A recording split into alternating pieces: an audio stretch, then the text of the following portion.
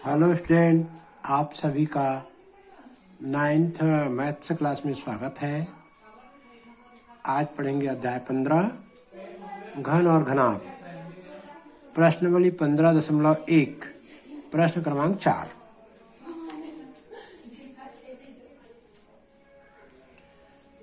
प्रियंका के घर के सबसे बड़े कमरे के फर्श का परिमाप 250 मीटर है।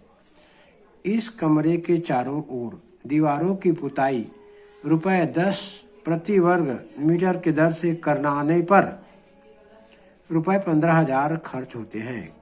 तो कमरे की ऊंचाई कितनी है? जो फर्श का मतलब होता है नीचे का जमीन।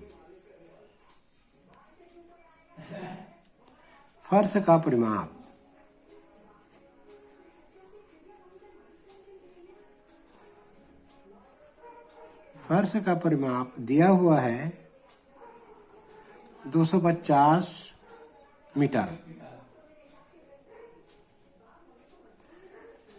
जो सबसे बड़े कमरा है उसके नीचे की लंबाई चौड़ाई। तो फर्श का परिमाप होता है 2 गुणित ब्रैकेट में लंबाई धन चौड़ाई 250 मीटर। तो यहाँ से हम a धन b का मान निकाल सकते हैं। लंबाई और चौड़ाई का योग 2 को इधर नीचे ले आएंगे तो a धन b बराबर 225/2 मीटर। काटेंगे 2 एकम 2, 2 एकम 2, 2 दूनी 4, 2 पंचे 10। तो a धन b का मान आ गया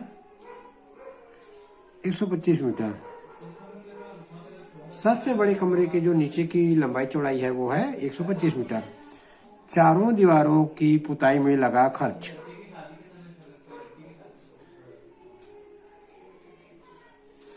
चारों दीवारों की पुताई में लगा खर्च बराबर 15,000 रुपए। 15,000 रुपए खर्चा हुआ था। खर्च की दर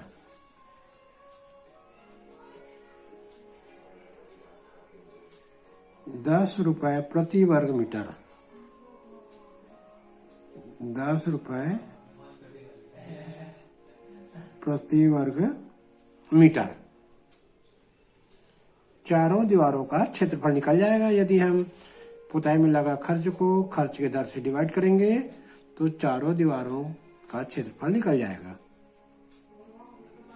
चारों दीवारों का क्षेत्रफल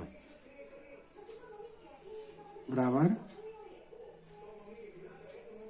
15,000 को 10 से भाग दे देंगे तो चारों दीवारों का क्षेत्रफल निकल जाएगा। चारों दीवारों का क्षेत्रफल हो जाएगा 1500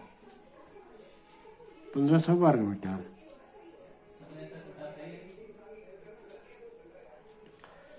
चारों दीवारों का क्षेत्रफल का हम सूत्र लगाएंगे। चारों दीवारों का क्षेत्रफल का मतलब होता है घनाभ का पार्श्व पृष्ठ का क्षेत्रफल। ऊपर और नीचे, घनाभ के ऊपर और नीचे हिस्से को छोड़ देंगे। बाकी के जो घनाभ के 4 हिस्से होते हैं उनका क्षेत्रफल होता है। तो यहाँ लिखेंगे चारों दीवारों का क्षेत्रफल।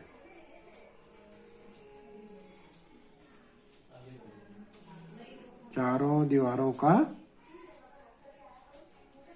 क्षेत्रफल बराबर 2 गुणित a धन b गुणित c। अब हम देखते हैं चारों दीवारों का क्षेत्रफल गणित से हम निकाले सरल करके 1500 वर्ग मीटर। सूत्र के रूप में देखें चारों दीवारों का क्षेत्रफल आया 2 गुणित a धन b गुणित c। ये लंबाई a, b चौड़ाई, c ऊंचाई। तो हम लिख सकते हैं 2 गुणित a धन b गुणित c बराबर 1500। अब हम देखते हैं a धन b का मान हम शुरू में निकाले थे 125।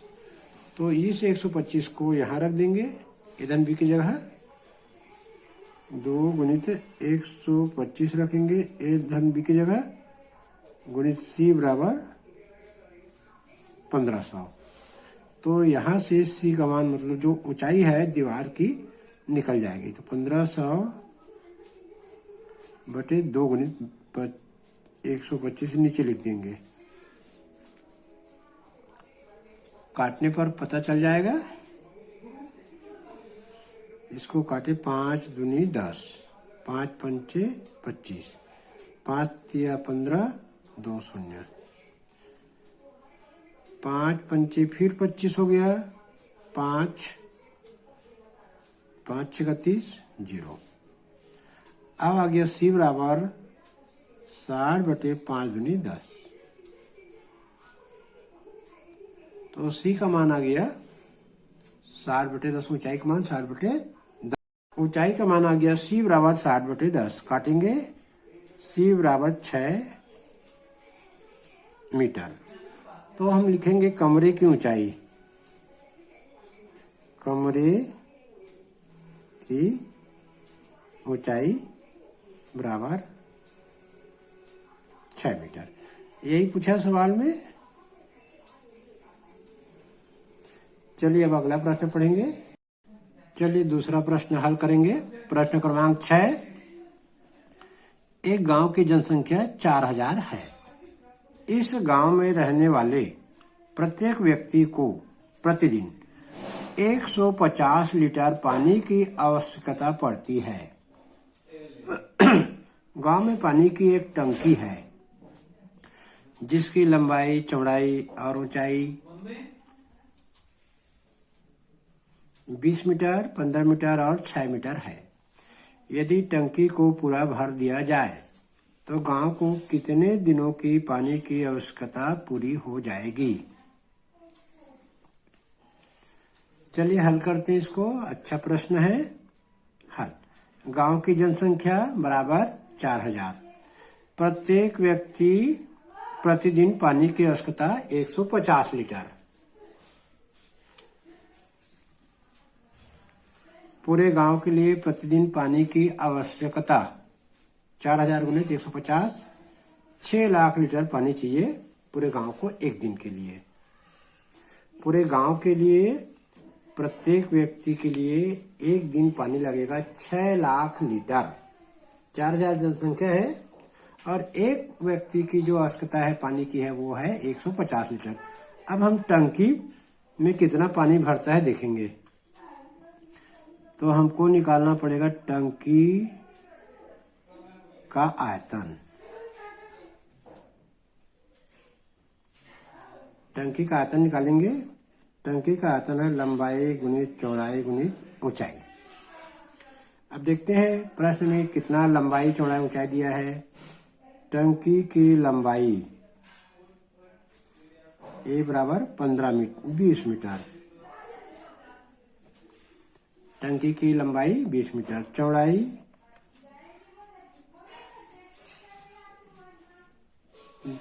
15 मीटर।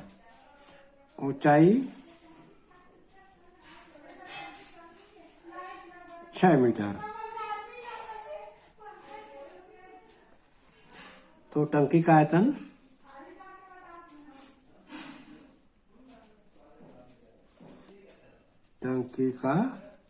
आयतन बराबर 20 गुणित 15 गुणित 6। तीनों को गुना करेंगे। 15 29, 15 दूनी 30, 300 गुणित 6, 6 से 18, 1800 घन मीटर।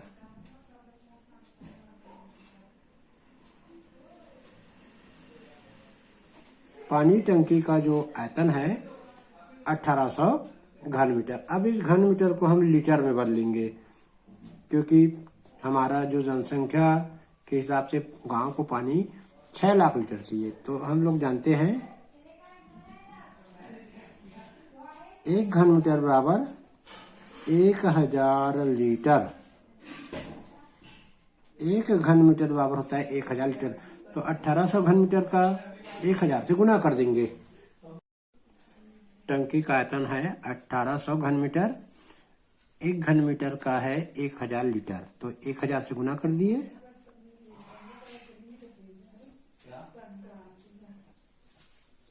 तो ये आ जाएगा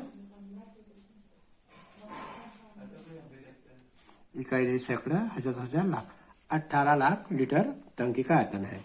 और हमें चाहिए गांव को एक दिन 6 लाख लीटर, 6 से 18 3 दिन का चलेगा। तो यहाँ लिखेंगे टंकी का पानी गांव के लिए पूर्ति होगी, तो ये भाग देंगे 18 लाख लीटर को 6 लाख लीटर से भाग दे देंगे, तो टंकी का पानी गांव के लिए पूर्ति होगी 3 दिन। काटेंगे 5 शून्य 5 शून्य से 18/6 आएगा,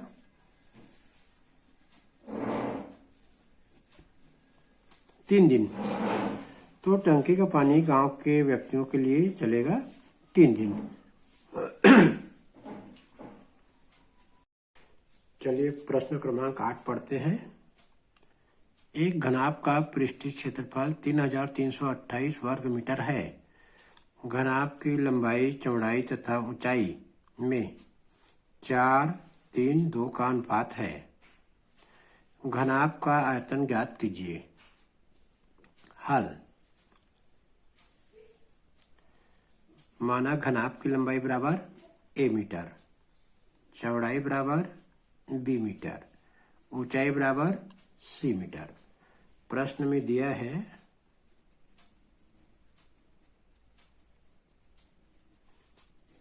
प्रश्नानुसार a:b:c, लंबाई, चौड़ाई और ऊंचाई में अनुपात।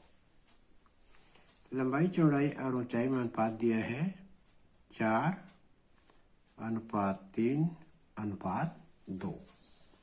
तो a बराबर हम मानेंगे 4x, b बराबर 3x, c बराबर 2x। अब हम निकालेंगे घनाभ का पृष्ठीय क्षेत्रफल का सूत्र से। घनाभ के पृष्ठीय क्षेत्रफल दिया गया है 3328 वर्ग सेंटीमीटर। इधर सूत्र रखेंगे घनाभ का पृष्ठीय क्षेत्रफल AB धन BC धन CA, 2 गुणित लंबाई गुणित चौड़ाई धन चौड़ाई गुणित ऊंचाई धन ऊंचाई गुणित लंबाई बराबर 3328।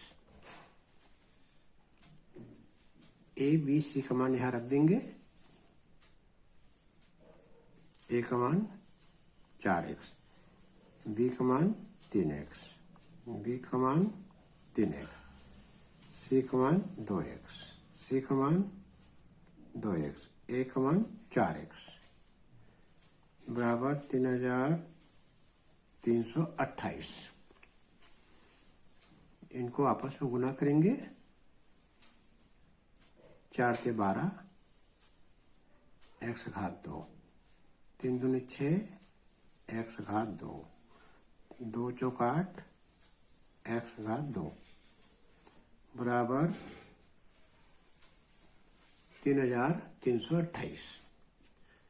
इनको जोड़ेंगे, 8 से 14, 12, 26, 2 गुणित 26 x घात 2 बराबर 3328।